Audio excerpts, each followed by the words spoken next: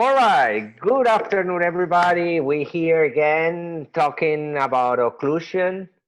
I really appreciate all you guys that put in some time of this free time, but try to focus a little bit on different perspectives of occlusion.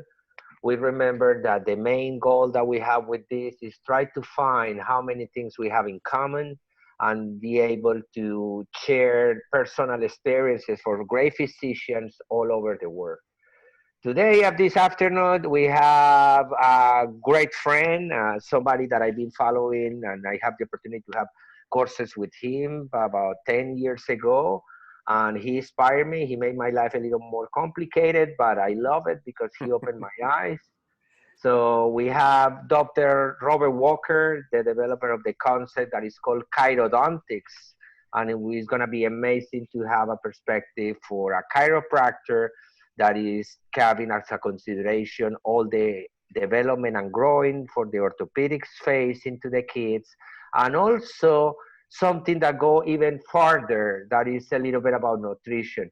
But we're going to focus more in the physiological and structural component. And that big meat that we're talking about is the skull fixed, is move, is rigid, and then we're gonna go a little bit about the concept of cranial compression. So here's Hamid. Let's see what else we say. Well, hello everybody, and thank you for joining us again. I know we're asking probably for too much of your time, but this subject is too valuable not to take advantage of this downtime and get all these great guys we are super appreciative about. Thank you so much, Dr. Walker, for making the time to be with us today and share your wealth of knowledge with us. Javier first told me about you maybe about 10 years ago. He had the opportunity to be in your classes, and I've heard so much about all the stuff he did, and just completely blew his mind. And I'm so looking forward to hearing what you have to say today for us. Thank you. Pleasure to be here. Okay. So why we're going to start before we go into the questions. Why you don't tell us a little bit about this nature of the skull and how important is these structural concepts and the influence in development, growth development, and also in adults in cranial compressions. Give us a little insight from that part before we go to the questions. Okay, well, probably the main difference that we're dealing with is that I'm coming at it from a much more of a, always have. I've been doing this for 35 years now. And so it's 35 years of working with the body and the skull. And when we first started out, we knew we could get just the posture right, but I was actually trained to balance the cranial system. And you can make a lot of changes in the cranial system. The problem is that when you're done, the teeth don't fit. And anybody that says they're doing cranial work without a dentist is kind of faking it. Because if you actually change the shape of the skull, the teeth are a suture, basically, in my view. They won't fit.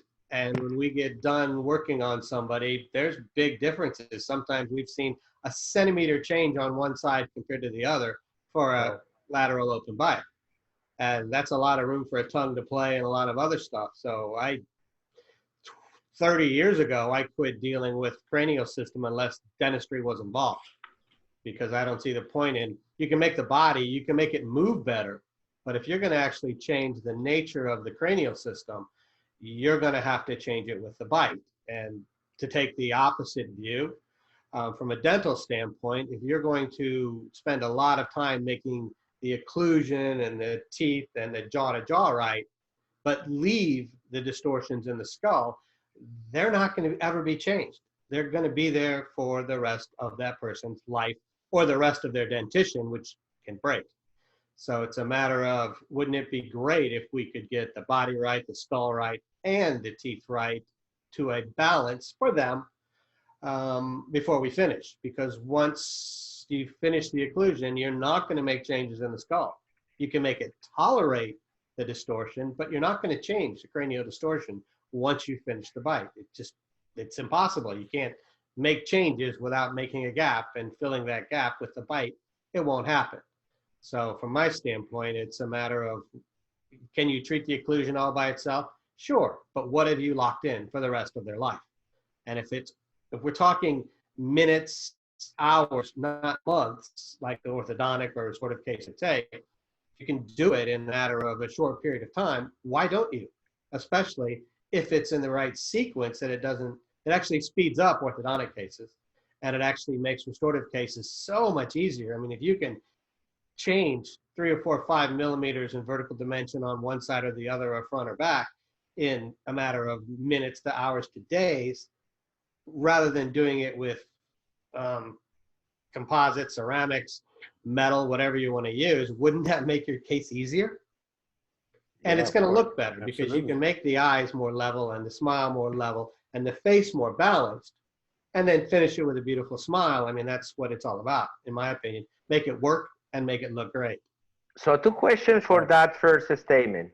First of all is, what is the normal physician that treat these cranial compressions? In America is different than Europe and South America.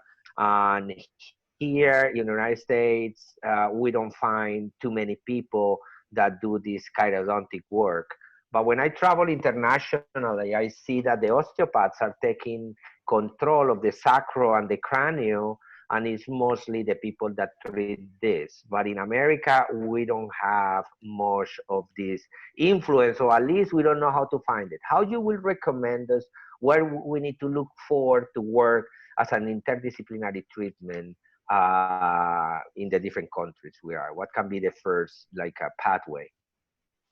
A lot of it depends upon whether you want to just make the skull adapt to what you're doing, or whether you want to actually make changes in the skull itself. And a lot of people in the cranial osteopathic field, are just making the skull adapt to the changes because they're using a different criteria, not so much structural symmetry and moving of the bones. It is hard to find, no doubt. That's why we've been trying to train and teach for 30 years now, trying to find people to do it. Now, my personal opinion is that a dentist can do a lot of this using appliances and very minor stuff in the chair. I mean, dentists are there with the patient, gloved up, everything's safe. You're right there. You see what you're doing. Why don't you do it? You don't, I mean, working with the rest of the body, there's a lot of sacral occipital technique chiropractors, which is, I was trained by the founder of SOT. In the US, the SOT chiropractors are all over this, except they're not trained in the dental aspect, which is what we try to do. But when it comes down to making minor cranial changes, you're doing that anyway. I mean, how many times have you taken a bite registration and done restorative work, put it back in, and it doesn't fit? Because oftentimes when you're doing, even when you're doing just a single block, you're changing the bite. If you can do it under control, we try to teach dentists to do a lot of this stuff without even using your hands, using your appliances and using techniques, so you can do it yourself. Now, if it takes a minor little change dentally, that's going to take you, what, 2 to 3 minutes? It's not like you're sitting down there with the candles burning and trying to treat a whole body system. If what you want to do is balance the cranial system, you can do that yourself, in my opinion. That's Okay, interesting. let's start thinking now, because remember that we have a lot of people that they interested in occlusion, and maybe they will say, why we invite a chiropractor and what is he talking about? Maybe I can understand, Hamid can understand, many of the people that is really involved in occlusion can understand. But let's try to summarize this in something simple. You saying something really important that you mentioned, that the bite relation, that means the relation between the car and the garage, can be changed. Can you tell us under which mechanism it happens? Just give us a brief introduction of how is that skull response. But I think you need to come back to that principle that you start talking about the box. What is the first cover that you take out if you're gonna open a box? Remember how you start your courses, that you say the skull is like a box that is closed, and then the last part that you close is going to be the temporary, and that's when why we have changes into the temporomandibular joints, because the temporal bone is squamous. Like, I understand the principle, but let's try, you as a teacher that you have the power to simplify things. Can you give us a basic overall that people can say, okay, Robert Walker is talking about how he handles the skull by itself, and this is the discrepancies. This is the physiologic mechanism that are happening in growth and development, and this is how we do to make corrections. How about that? Okay. Well, just as a preface, in dentistry right now, I mean, it's nothing new for those of us that have been doing orthopedics for a while, but we hear a lot about, you know, the maxilla and the mandible, and them trying to make them develop the maxilla to the proper form for airway and for arches so that the mandible can fit with the maxilla, right? That's the old, you know, putting a Cadillac in a Volkswagen garage analogy, correct? Mm-hmm. Sure. Correct. You know, and that's nothing new. We've been doing orthopedics for 40 years or more, getting the maxilla to develop, which is for arches and for airway. And yet, if Correct. we just look at the mandible to the skull, let's think about it more as a door and a door frame. Now, we can have the Correct. door frame bent. The door can open and close, but it can't close all the way unless we can jam it into a bent door frame. Now, if we keep jamming into that door frame enough, we're either going to break a hinge, or if we sand down the door to fit on one part, it will fit there, but the other part, there's going to be a gap. So Correct. wouldn't it be better if we could take the door frame and straighten it up first so that the door swings unopposed, and then let's make sure the frame of the door and the size of the door fit. So I'm coming from, before we get into any of this maxillary arch form and mandibular position, let's have a symmetrical frame with good solid hinges. So step one for us is always make sure the hinges are healthy and then straighten the frame. Now we have a reference point to get a nice unopposed path of closure and a mandibular arch form that fits that path of closure. Now, So let's say Roccabaro was Yes, talking about the fossas position from a postural craniocervical standpoint to get that penthouse that is the skull in a proper relation. Now you go in one step deeper, and then also you consider posture. You know that the top head is the penthouse of the house, but now you're gonna question the architecture of that penthouse, that they have the roof ceiling equal to start developing movement. That's what you mean so far. Okay. Now, physiologically, how is that gift into the sutures? How is that possible that a structure that we get used to see it like a only one piece and the only mobile part that you see is the mandible? Can you explain you the physiology of the movement of the sutures? Because it's the appearance that when I mentioned in my lectures that I always have the slides that you gave me like 10 years ago, and I always show the skull apart. People say, you kind of crazy, brother. How are you going to put apart on the skull? And then I just have to start explaining. Tell the people a little bit about that, because to me that is fascinating to know that the skull is not solid. And mention some of the physiological process like breathing is happening related with those give up of the structures. well, first off, the skull has a lot of different types of sutures that develop at different times. We have the lower part, or what we call the cranial base, you know, where the occiput hooks in with the sphenoid and the back of the parietal bones. That's very solid because it has to bear weight. This isn't where we're getting our motion from. So if we're looking at what bears the weight, that's pretty darn solid.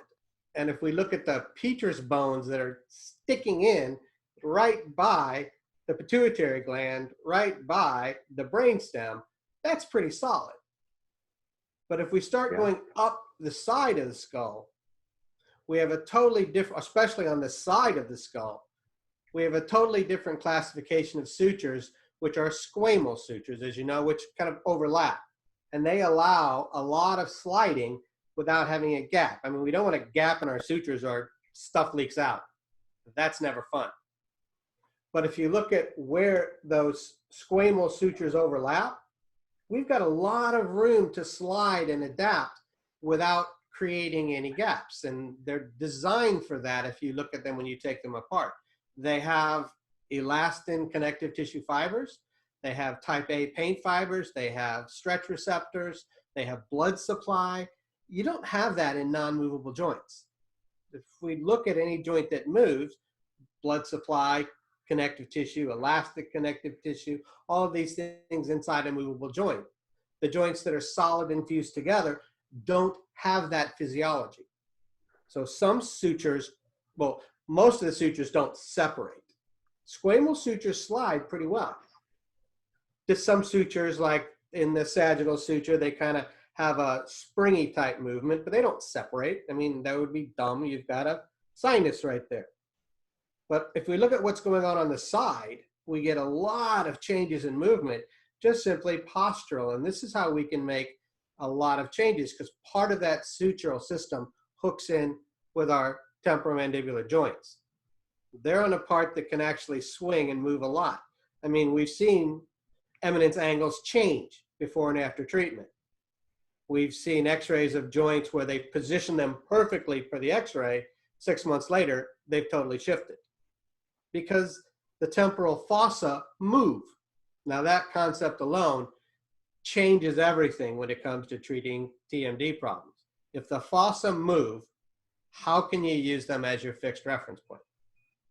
So you meaning that we always trying to locate a condyle into the fossa, and we're trying to use all these diagnostic tools that we have and protocols. And then, so you're telling us that also it's something else that we need to be aware, because maybe these two cranial bones are not in the same position because the characteristic of the suture is squamous, and has to happen that in that temporary bone, in that squamous bone, is the temporal bone that is the one that carry the TMJ, right? Correct. So in other words, So our bony landmarks may not be the same position 3 months later, 4 months later, 6 months later for us to recheck our positioning. When you go back and recheck them, notice the changes. So what you consider being the main reasons to a patient develop cranial compression? That can be functional pathways in chewing cycles, can be a poor development of the face, is coming for intrinsic conditions, or what is the main thing that you're seeing that patient can develop cranial compressions, that it can be a red flag to tell us, watch out, posture is important, but your skull is saying something. And I know that when you talk a lot about triplanar analysis, that is something that has been in the orthopedic for many, many years. Professor Pedro Planas also mentioned to make an analysis of the relation of the teeth with the skull by itself, that you call it triplanar analysis. That is something that you can tell us in these days that we take advantage of CBCTs. And of course, we always observe that nothing is symmetric. We're trying to look for landmarks to be symmetric, and you see condyle is totally different condyle, the right side and the left side, and you can see fossas that they look different in the shape, but also in the position and the inclination. How we can standardize, let's say, a triplanar analysis that is basically to see how symmetric is the skull in reference with the orbits, in reference to Bayesian and the sphenoid, and in reference with the mandibular joint position. What can be something that can simply be used as a landmark to detect if the patient has a primary cranial compression? Well, when it comes to cranial and cranial distortions or compressions, we have two main things. We have the size of the bone, and we have the position of the bone, right? Mm-hmm. The size of the bone has a lot to do with growth and development. We don't change the size of a bone, right? If you've got a zygoma, if you've got a mandibular, if you've got these things that have gone from growth at that point, we're not going to change the size of those bones. But when it comes to position of those bones, now the maxillary development, gives us a lot of room. We don't change the mandibular size very much. We can upright, we can do things with teeth, and slight changes during growth, we can guide it in children. Maxilla gives us a lot of room to make changes simply because of the nature of that suture. We can grow that system and get development. But the other bones, once they have their size and shape, we're not changing that. The position of those bones, we can change a lot. However, as we said before, some bones move, some bones don't. When we're looking at analysis, there's some things that are more important than others. Mm-hmm. And that has to do with where we're going to concentrate our changes. I mean, can you make every skull symmetrical? Heck no. But we can make landmarks and certain neurological aspects of that system better. Number one is our basic plane of occlusion to be parallel to the joints and the base of the skull, mm-hmm. and our forces of occlusion perpendicular to that.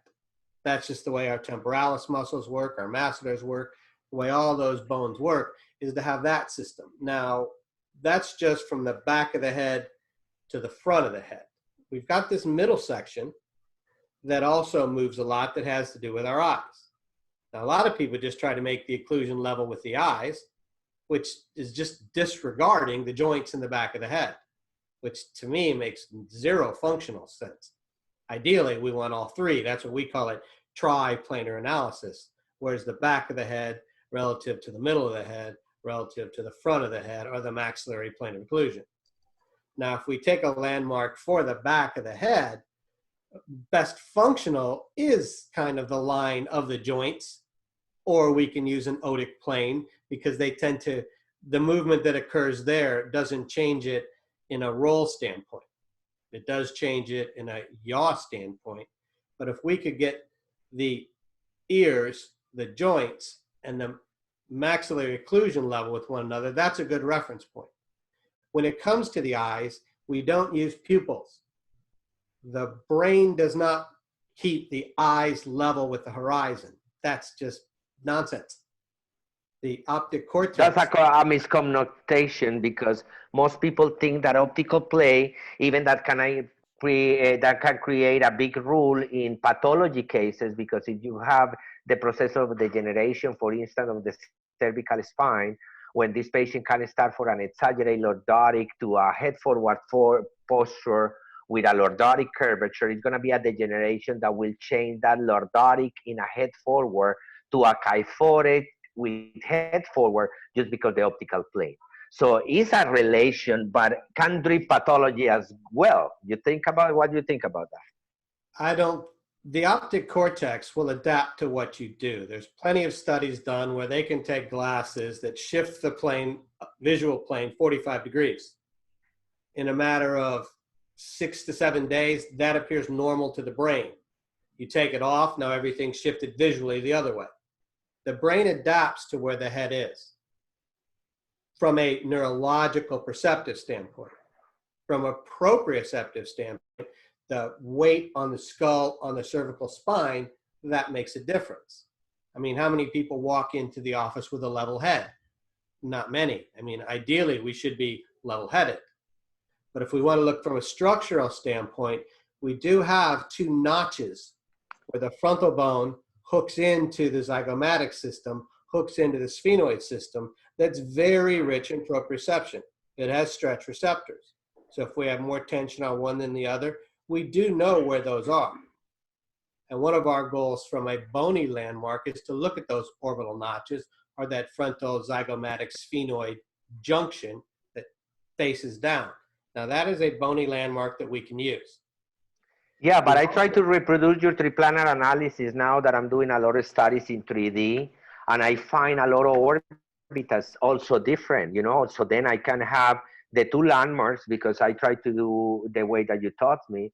And also I find too many asymmetries. So I'm trying to come with different ways to make the alignment of the skull, and correct me, my thinking process is wrong, but I'm trying to start for the base of the skull. So I try to align in the CDCT, the condyles of occiput, that they reflect simultaneously.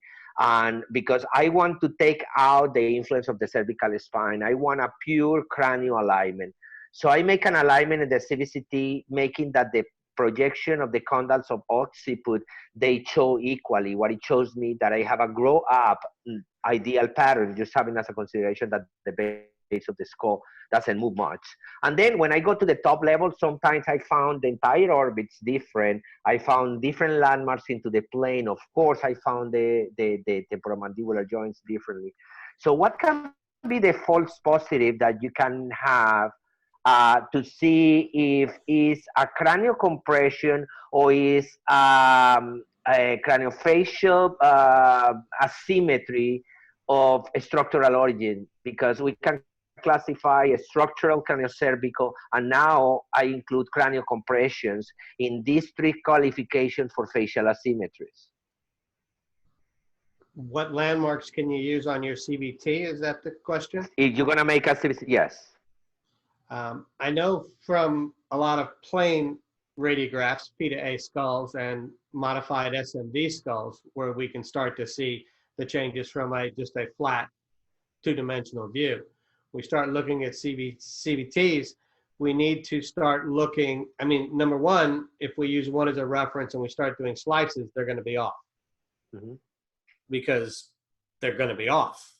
Correct. We're going to have to find the landmark to use, and that's where I'll sit down with you happily and let's see if we can't find, because if we start to go, like I said, even occipital condyles will modify to chronic head tilt. The occipital base won't, but the condyles, you'll see one longer than the other if it's chronic. That's why for me, the most important in function is to make sure our hinges are in the same line with the plane. And up from there, we have to start looking at, because when we start seeing the eye planes off, we're going to see the jugular foramen off. We're going to see the hypoglossal foramens off. We're going to see the foraminal valve off, which is where the mandibular division is coming through. We're going to see foramen rotundums off. So we're going to see shifts in the size and position, especially jugular foramen, because it's a junction, not a hole in a bone.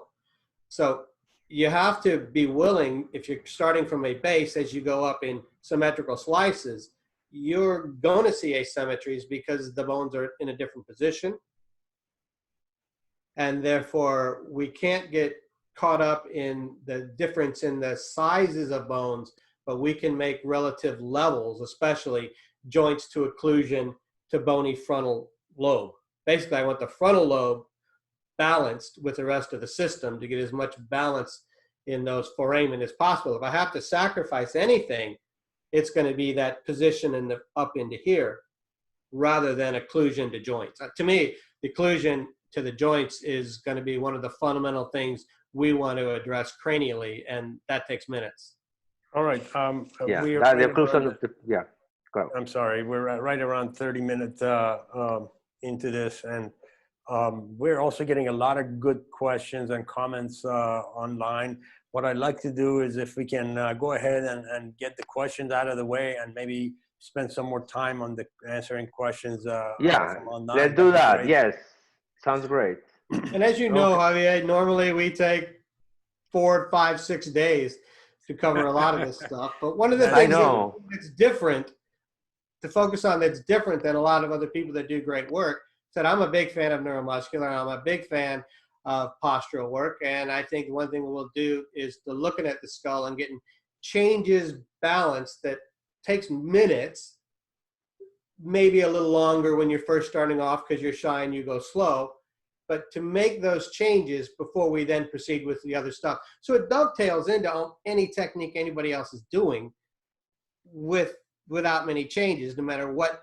Any physiologic technique, really, any physiologic technique. I don't think we have a exclusivity on physiology, but certainly neuromuscular is a lot of physiology in it. But let's go to question number 1. So if we ask you, Dr. Walker, what is occlusion to you, and what have you been influenced by in your thought process? How would you answer that? Well, that's really 2 questions, right? What is occlusion? Yeah. And Where how teeth did you fit- become? where teeth fit together. What is Well, healthy occlusion okay, is where we have to apply function to it. correct. And so healthy occlusion has to do with maximizing function. Then in a perfect world, we would have a level posture, level shoulders, level head, level eyes, level plane of occlusion, unopposed path of closure, and having the teeth fit there and go through their movements. I mean, that's in a perfect world. We look at joints, jaws, teeth. Now, occlusion, teeth fitting together, healthy functional occlusion is how many of these other forces can we balance to make sure that it lasts for a long enough time. So we agree that occlusion is a little more than just the teeth get together. It's another Yes, events. more than Healthy just occlusion, right? So if I understood right, you said your influence really, and to you, is all about function, Yes. correct? All right. Well, you want function first, but you want it to look beautiful. Oh, absolutely. I mean, You know, I mean, if you're going to go through work, make it work. But I've seen a lot absolutely. of functional ugly finishes. Come on, make it look beautiful. Yeah, I agree. Fantastic. Okay, who you get influenced by? Because that's important. Who the hell inspire you to say, I'm gonna get in this complexity because what's different than what I learned? That has to happen to all of us, and we curious to know how the hell it happens to you.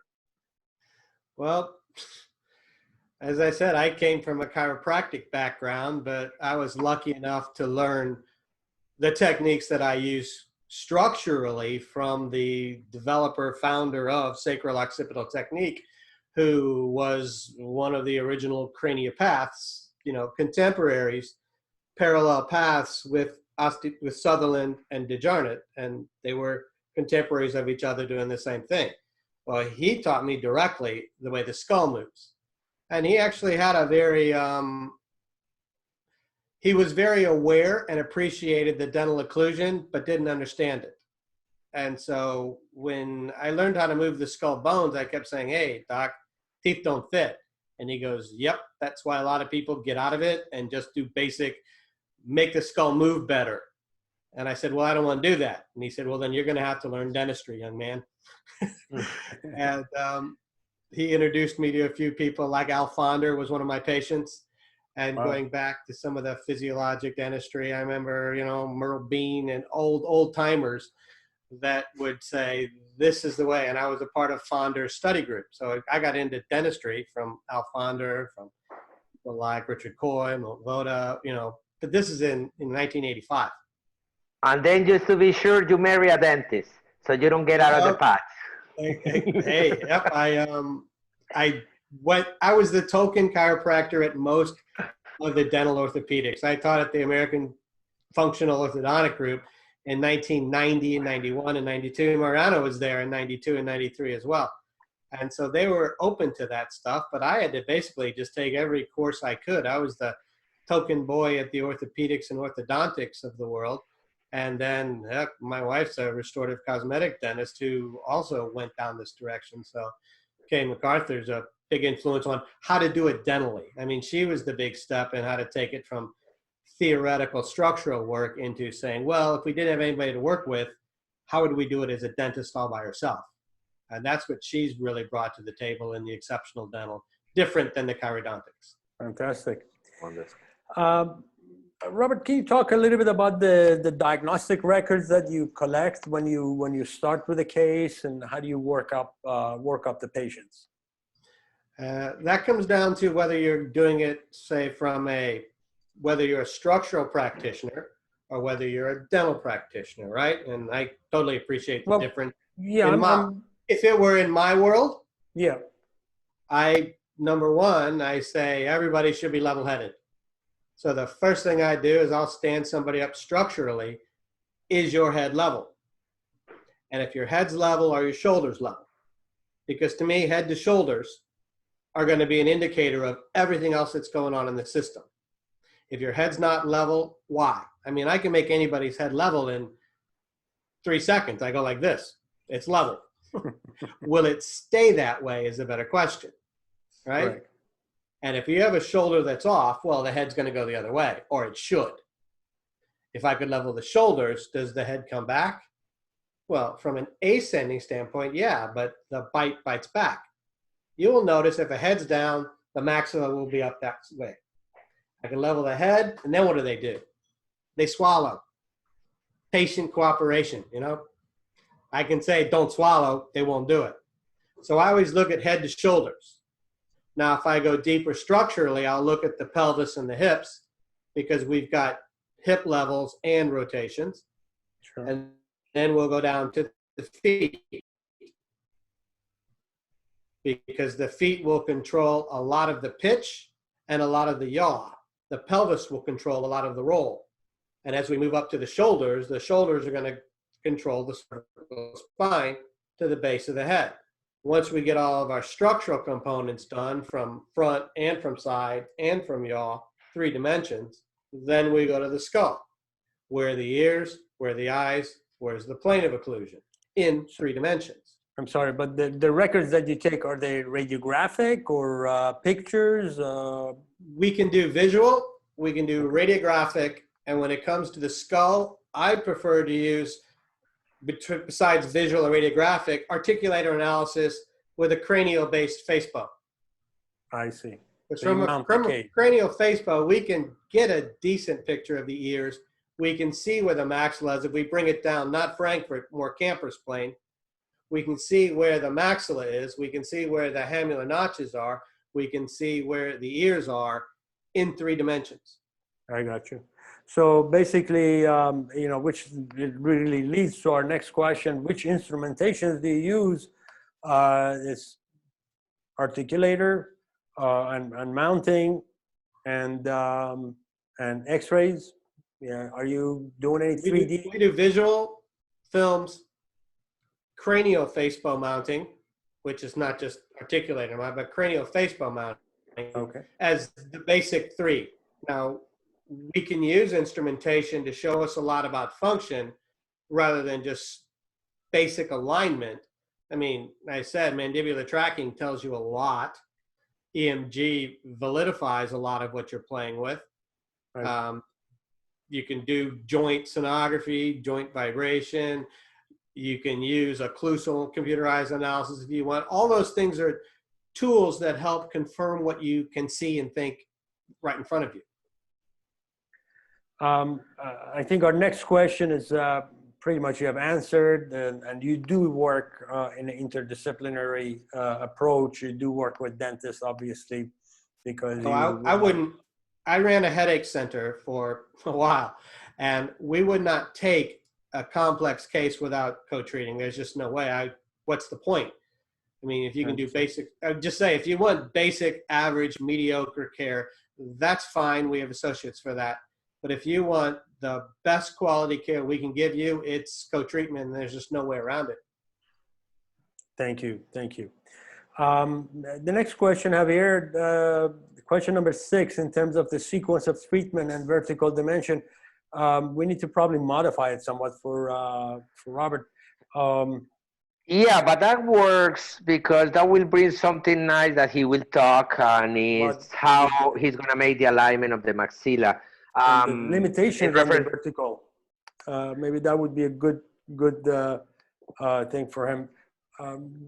Robert, do you have any specific guidelines for vertical opening on some patients that have come in and they've lost their vertical, and or they never developed it during their growth and development?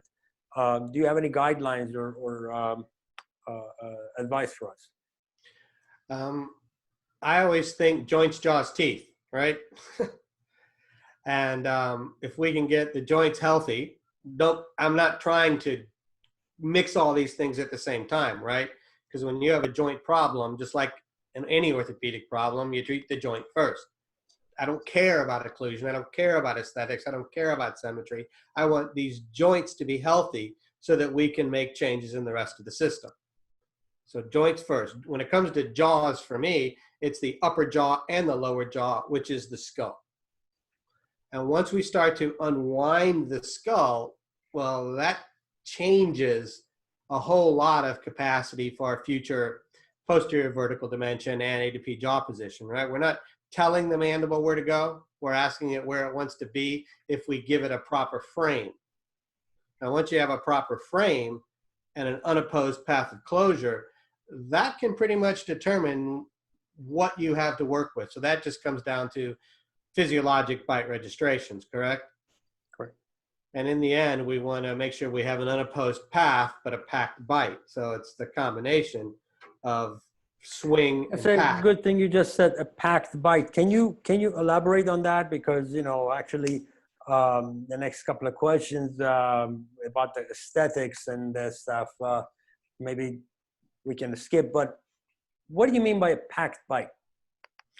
Well, any joint, especially a compressional joint, will have its movement, its arc of movement, its kinematics of where it's supposed to move, which is what we call loose pack. And that's when it's loosing. But when we're in a maximum compressional force, like a knee, for instance, or like a shoulder when it's wound tight, has to bear weight. And if we look at where it's going to be bearing weight in a TM joint, it's up and forward with On the eminence condyle to that. And so that's where we start to see its ability to pack when the masseters are in full contraction, the temporalis are turned off. That vector of force is what we want to make sure we can allow in an occlusion.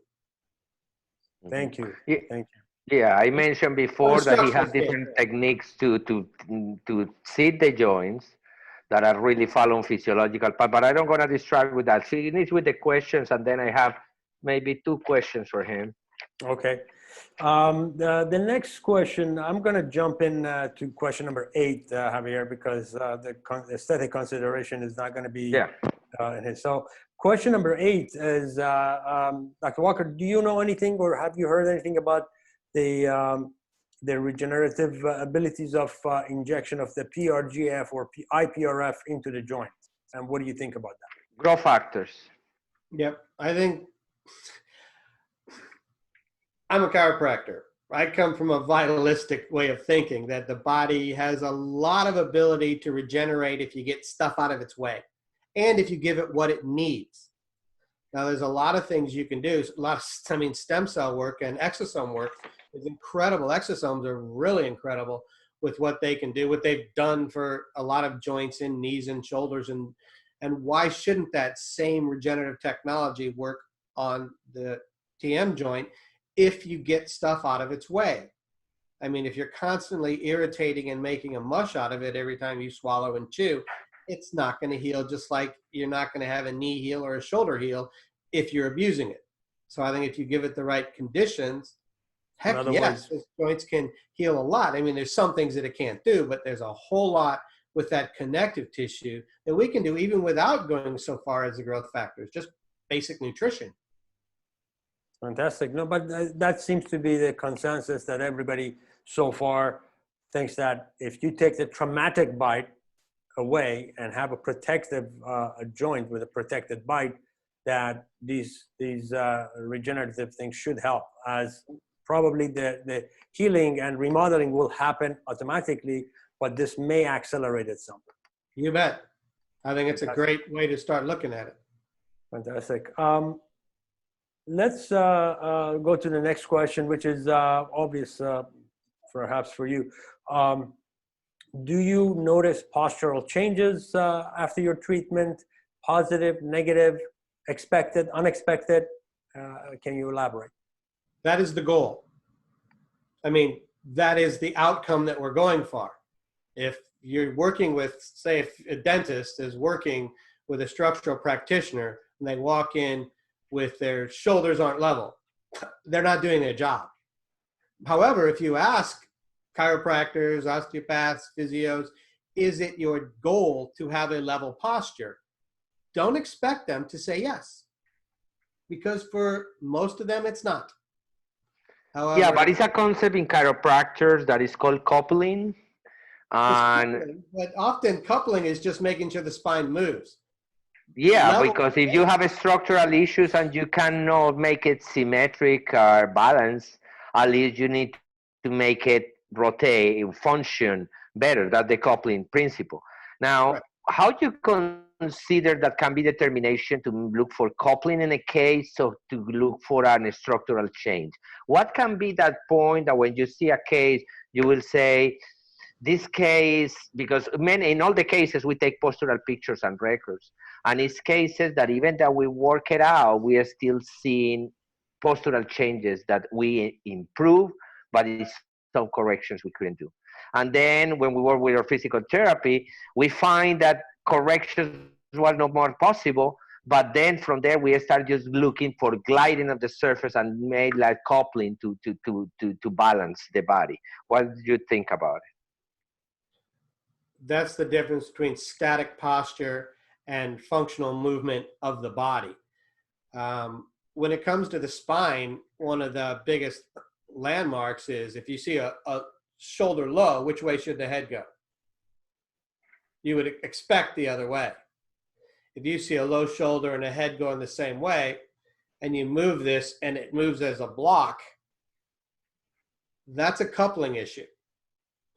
If you see a low shoulder and a low hip on the same side, that's not normal. Because if a hip goes up, a shoulder should go down. That is what is announced as ascending primary structural issues, right? That the body Well, is feeling and compensating.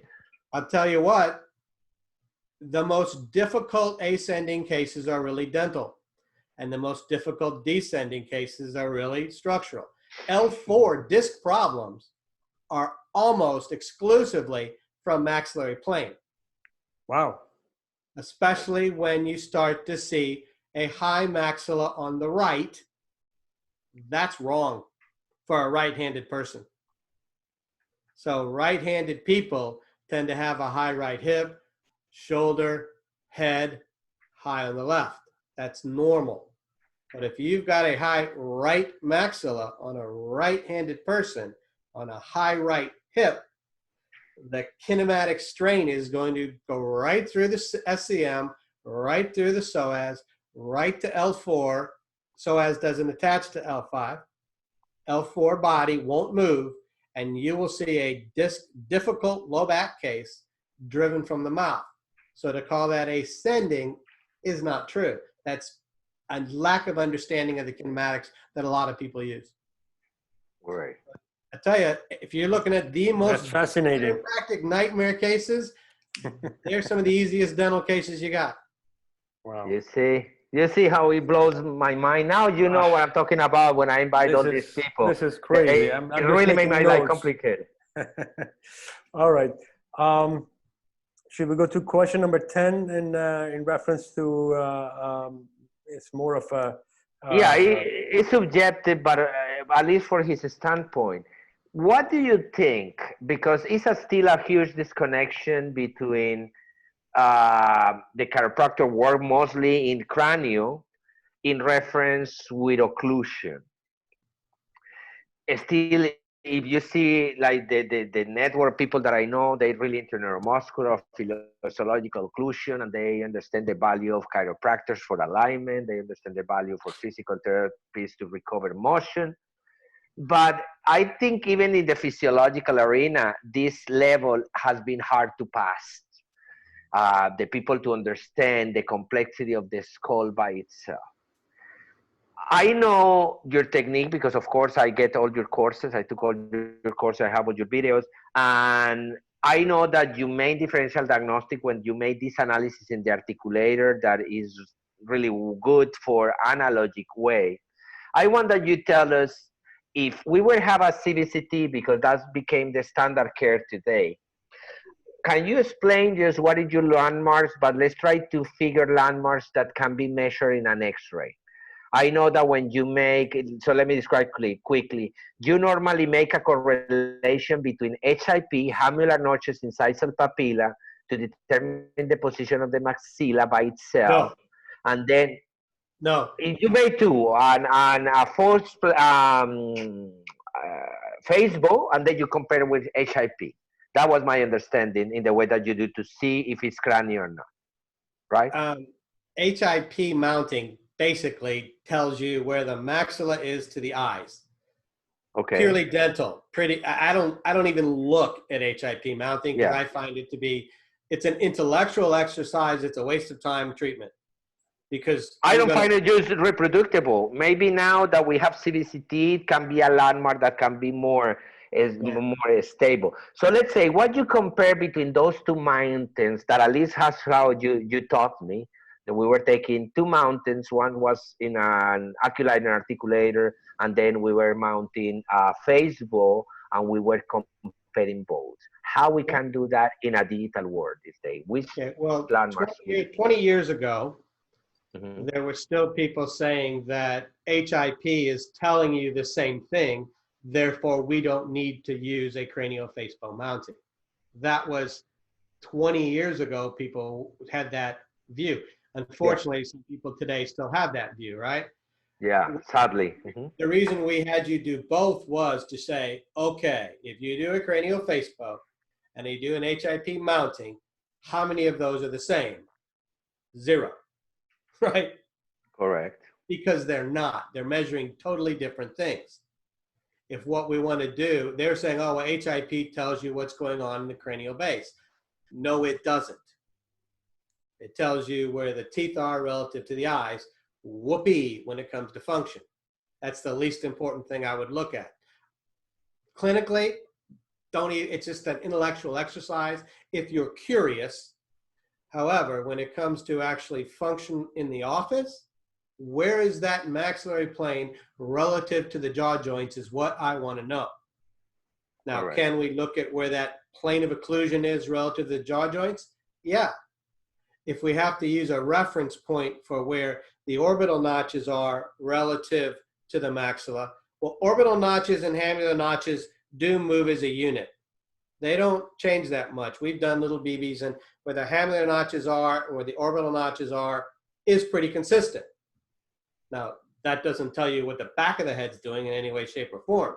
But using that from a face bow, it does let us know where the otic reference point is to the notch reference point to the plane of occlusion canines in dimensions.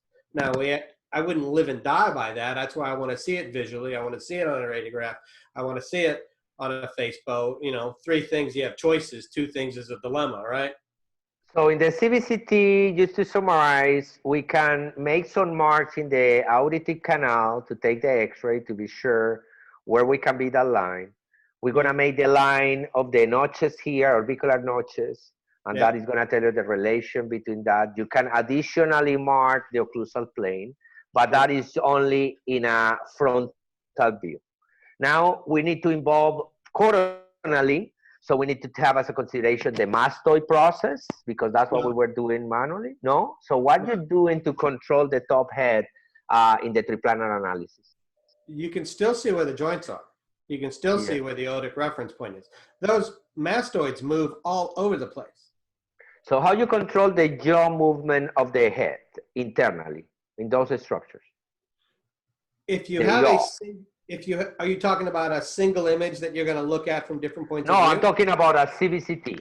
A CBCT, because that is a standard care this day. We take a CBCT and we want to be able to put some landmarks into that CBCT to make a triplanar analysis, 3 dimensions. I want to see what is the relation of my base of the skull, my maxillary plan, my position of my joints as a structure in 3 dimensions. Some good bony references that are That's what I was calling a single image. You've got a 3-dimensional image that then you're going to slice and take your looks at, and you're yes, right. You want to use the same reference points for all 3 dimensions. You don't want to shift your reference points, otherwise you just basically invalidated the analysis. Okay. So if we're going to use, I mean, in a perfect world, we would start to look at more the superior surface of the joint, the most superior part of the TM joint. Because even if it rotates, that most superior part is still going to have its reference plane. But how Now, you control the position of the front of the face in reference with the back of the face? Because when we have horizontal lines, let's say this way, that's what I was looking for. Another reference into the back that you can control the jaw of the skull. How you the, can realize if it's the straight use the position joints, or because just that's the what's going joint. to matter. If you use the joints as your reference point, whether you're looking at it from a roll standpoint or from axial, coronal, or yaw standpoint, you're still looking at the exact same 2 points. Are they Okay. leveled this way? Are they leveled this way? I Okay. mean, you could, because you want the joints and the eyes to be symmetrical. You want the canines on line with that from a coronal standpoint. Okay. So you want the joints to the canines to have some symmetry, put the midline in here. You want the eyes to the joints to the occlusion this way. So you want all the same reference points used in all 3 dimensions that you're looking at. Now, I don't have as much experience playing with the CBTs. Love to sit down and do it, because when we started, geez, there were no protocols even for playing films. We had to modify submental vertex because a 90-degree SMV doesn't show it. The joy of using CBT is we can modify that from a single image, but we still have to find our reference points and flatten it to really get to look at it. All So right, we're gonna have to flatten that. I'm view. gonna. 5 more minutes. Yeah, Okay. we're actually Last under question. 4 minutes. But that's a lot of what we do when we have 3 or 4 days to look at this, to break it down, to say, okay, once we know what we're trying to achieve, then we use tools to make it real, you know, make it reproducible. We are gonna get cut off exactly at 1 hour on Instagram. If anybody, we can Yeah, move last a little bit question. past, you know, they can follow on Facebook and YouTube. Last question, and we talked a little bit about this before the start, and that was the kinematics of the joint. The Dr. events. Walker, the events that happens in the joint itself. Can you elaborate on that? I will elaborate very briefly, very quickly, because to me it's simple as a joint. If we look at the TM joint like any other joint in the human body, there are some joints that bear weight constantly. There's some joints that move. TM joints, in a way, similar to the shoulder joint. We've got a rotational phase.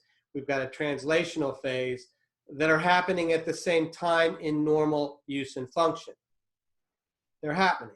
However, if I have somebody come in with a shoulder problem, tennis player, pitcher, anything like that, if I'm going to do an analysis on that joint, I'm going to isolate rotation phase because different muscles and different aspects of the body work that. And then I'm going to look at translation phase because treatment is totally different. I've seen a lot of shoulder surgeries happen for translational problems, which are spinal scapular.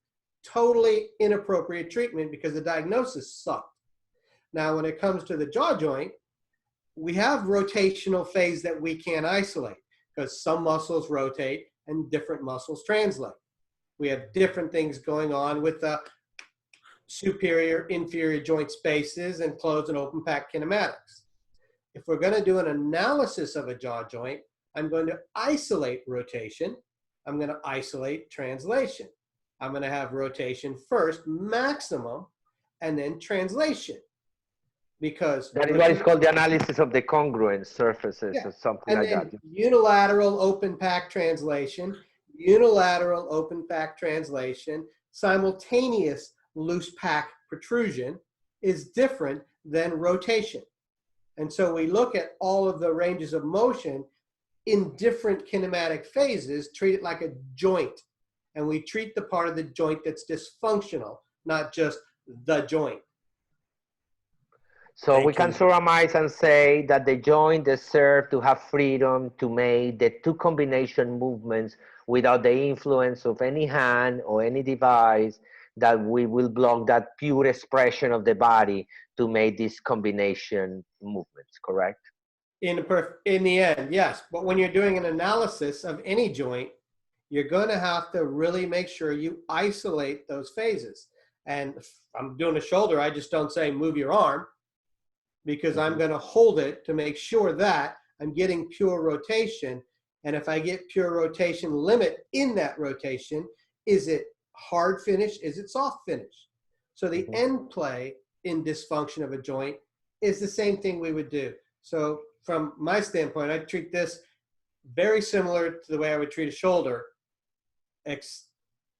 in all of its movement, except for the final packed pipe. But I'm not worried about that in analysis of a TM joint problem. Another thing you'll find with TMJ problems is that 99.684% will have the same cranial distortion every time. I won't say 100%, but every time I've seen a TMJ internal derangement, it has had the exact same cranial distortion that most people don't even look at. How can you treat it without looking at the frame? You're a hinge doctor, not looking at the door frame makes no sense to me. Thank you so much. Thank you so much, Dr. Now, we didn't finish yet, Hamid. Hold on. I mean, if we get disconnected in Instagram, it's fine, but it's still, we want to see that position Let's go to the questions that were asked by our listeners. No, but let's finish the 11. In the 11, we say what can be That the was, but the position he didn't mention. The position. Yeah, where he described that the position of the condyle should be in an ideal case. Okay, yeah, okay. Dr. Walker? Where should the condyle be in a perfect, well, what phase are we talking about? And a finished, ideal finished patient, where do you see that condyle? In which area? Depends upon whether their teeth are touching, lightly touching, or clenched. Correct. In right? Normal contact. Maximum intercuspation.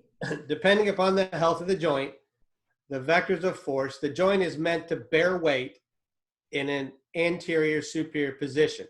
So if we look at it from a resting occlusion to a clench, the movement should be up and forward. And that's why we like to do a lot of the joint films in resting occlusion and then clenched, because the difference should be up and forward. If we're seeing straight superior or up and back during a clench, that is an inappropriate occlusal interference. Yeah, it's a distraction, correct. Yep. So where should it be in everybody's function? Number one, we should have proper range of motion. It can be, some joints are looser than others, just like knees and shoulders are looser than others. But when we get to our final muscular forced clench, it should be going up and forward against a healthy disc tissue. Now that healthy disc tissue is what we can work on regenerating. Great. But if the hinges aren't in line with the occlusion, you're never going to get that. Okay, sounds awesome. So Hamid, go over the questions. You have the questions in Facebook. We have one for Dr. Ramin. Yeah. So Dr. Maragon is asking, Dr. Walker, having treated many TMD patients in phase 1 orthosis, I have found that many with kyphotic cervical misalignment, which causes also an upward head position, they frequently wear down the posterior region of the orthosis. Do you find that a kyphotic neck can be corrected into normal lordosis? Yes. But what they're talking about is the actual pitch of that maxilla from front to back. Correct. And oftentimes, if they've had a forward head posture, you've changed the pitch of that maxilla. When you bring the head back, not just the mandible's A to P position, but you also have to look at the acquired pitch of the bony maxilla in space. Right. The maxilla itself separate from the head. Because we've closed anterior open bites in 10 minutes. We've done it purely dentally overnight. Wow. And we've seen open bites develop overnight back in the old NTI craze days, right? However, we can control the pitch of that maxilla with dental vectors. The way we design orthopedic appliances, we can control that posterior arch form, which is what's going to control the pitch of that maxilla. Because it's really the control of the palatine bones that determines the pitch of the maxilla. So yes, if we just do phase one, we're just working on joints. Now when we start to work on jaws, that is where we can make that a permanent change to get the head where it belongs. So you would start with the manipulation before you get to the orthosis. So orthosis should be really phase two. No, I would treat the joints as joints. If I'm treating a jaw joint, I could care less about the cervical spine curvature, because that's going to come when it comes to fixing with the body. There's an order of priorities in which we want to make changes.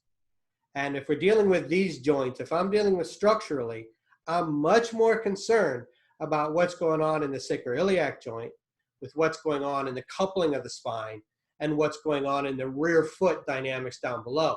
Those are much bigger priorities, because you're never going to get those pitch kyphosis lordotic curves under control if you don't have a level pelvis, if you don't have stable rear foot, and if you don't have the joints healthy. So let's just concentrate on those joints for phase one. I don't expect the orthosis to make the cervical spine changes. After these joints are healthy, when I go to the next step, be it restorative, orthopedics, that's where we're going to make those changes. Okay, So for the we're chiropractor, going to make these changes. so somebody also make a comment in reference with superior spleens, and she say actually, well, this can be a fantastic explanation why we don't use superior spleens. So let's try to revert the question, so the topic that we were talking there. So do you consider that open spleens can interfere in the process of alignment of the skull and the suture? Do you recommend more lower spleen? Thinking about it? It depends on design and case, right? We don't fit the patient to the appliance. We fit the appliance to the patient. People have to start to break things down into what phase of treatment you're dealing with. When it comes to stabilizing the jaw joint, you can do that with an upper or lower, okay? Are we going to get cranial changes? No. But when it comes to an internal derangement stabilization, the question comes in when we're ready to progress from stable joint to a level face. What's the easiest appliance to transition from a lower orthotic by far? Correct. For those cases, however, when it comes to stabilizing a jaw joint, well, hell, some of the old appliances, even like Bimlers and Bionators, and were really good for stabilizing the jaw joint. They just didn't know what they were doing. Mm-hmm. So it's a matter of transitioning. What's your treatment plan? Is this going to be an orthopedic case? Is it going to be a restorative case? What's your next step in treatment? And rather than, it's cost and convenience factor, really, because if there were no rules, you say, I want an appliance for this and appliance for this, and be changing appliances every week. That's not realistic, So what works best in your hands, you can stabilize the joint, in my opinion, from upper or lower. It's just where you're going to go the next step. Don't get caught up in changing the skull while you're treating the internal derangement. That's a mistake a lot of people make with joints. You don't start rehabbing until you have a stable joint. All right. Great. Is any other question, Hamid, from the audience? Let me see. Dear Dr. Walker, for years I worked with different professionals in your area, osteopaths, physiotherapists, and chiropractors, but also you have the different structural conditions that you cannot change, and yes, melorate, and also it suffered changes as our structure all over the years. I'm not sure if this is a statement or a question. Yeah, it looks more like a statement. More like a statement. Well, I'll say this one thing, though. Yeah. I've never found a case I couldn't level the shoulders. No matter what's going on in the rest of the system, I can get level shoulders and a level head. And to me, that's why the first two things I look at are my goal. Fantastic. Okay. That's great. So it's another question here. I think it's important to explain which reference he used to mount interarticulator, because in the neuromuscular approach, he can mount wherever he wants. something that I personally disagree. I don't think you can mount cases even near muscle in any way because it's in a structural way. But let's see your thinking process into that question. What is the reference that you use to mount in the articulator? Let's try to get some consensus into this. Are we talking the maxillary mount or the mandibular mount to that? I think they talking about the maxillary Maxillary. because of course it's gonna be everybody's gonna place the mandible different depending of the school Or the of bite you thought. take, right? Yeah. So the Yeah. mandible depends upon the bite that you take. The maxilla Correct. doesn't. The maxilla is Correct. reference to the skull. And so if we look at where the maxilla is relative to the skull, we do use Camper's plane, not Frankfurt. Frankfurt Okay. just, it makes no logical sense to function to me. So all of our planes are Odic plane or Campers or however you want to use it. Three things make a plane, but not a line. But if we're mounting where the plane of occlusion is front to back of the head, that doesn't vary based on technique. That's when you've got the bite, you move it and you put it on the articulator, or indirect if you're using a Stratus or whatever the system is. But that doesn't depend upon the bite or the technique. Well, it does to Campers. But other than that, once it's locked in, it's there. You know, I mean, I don't see a lot of variance across people doing it. We tend to get the same results around the world. And once we see that, well, then how much room we have to work with, that's what comes in. The functional theater, as we call it. How much changes can we make? That's what determines upon how we're determining our mandibular position and aesthetics and these other factors, depending on the techniques we use. Beautiful. So I think we need to wrap it now, Hamid. I think we a little think so. tiny bit over, but I think was an amazing information. This remind me that I need to come back and review some of the videos again and some of the books. This is so exciting. I'm a totally nerd. Well, there's a lot new since you've been there, Javier. Yeah. Especially since Kay's gotten involved, and we've really tried to make it easier. I mean, if you're going to go out and try to find somebody to work with that understands all the stuff with the skull, good luck as a dentist. That's why I think you need to learn to do it yourself. Because I don't expect you to work with the feet and the hips and the spine and the neck. No, but when it comes to changing the shape of the skull, you do that every day anyway. If you're using an orthopedic appliance to change the shape of the maxilla, why not take your hands and do it in 10 seconds rather than waiting around for months and months and months of development when you could save yourself 6 to 8 months by doing it in a couple days. You know, and a lot of this, you don't even need to use your hands. It's just how you manipulate the orthopedic appliances that are being used. So you can do a lot of this from a lower orthotic. You can level a maxilla by, once the joint's stable, by just altering that lower orthotic and positioning it right. And if you're going to transition to a maxillary development-based appliance, you can change the pitch, you can change the roll, you can change that. You can make major changes. I mean, we're not talking millimeters, we're talking centimeter of change in some cases. So there's a lot of room that you can have to work with dentally without having to try to find somebody who has the training behind you. I mean, it's horrible for me to say as a chiropractor, but whose job is it to fix the skull? Yeah, kind of nobody's. So why not, as a dentist, I think you guys should just take that and do it yourself.